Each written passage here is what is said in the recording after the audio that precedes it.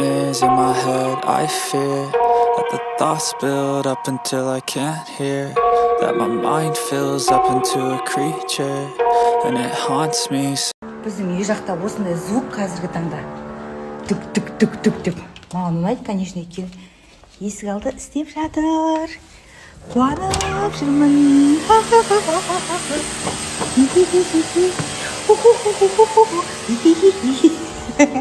Шыны керек қой, қуаныштым бар ғой. Көзім әжептәуір жазылып қалды. Көптеген пікір. Мейлі өзіме ұнайды. Салмағымда әжептәуір кетіп, өзіме бір әсем сезінген кезім осы кез болып тұр. Мына Астананың көктемі.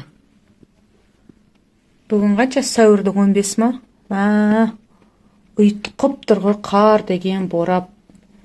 Далаға шықсаң, қойныңа кіріп кетеді ғой енді. Желмен бірге.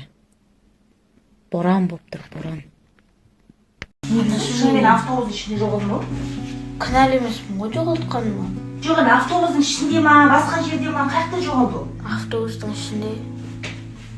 Әдемі адамның телефонына ие болу керек қой, кішкене жан-жағына қара. Анашым, мен ие болдым ғой, ұрылардың қайықта қалай жүретінін білмеймін да ғой.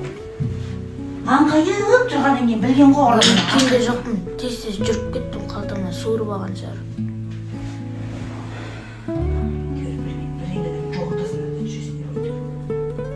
Екінші рет бардым ровдыға, анау да жоғалтқан телефоны, анау да жоғалтқан.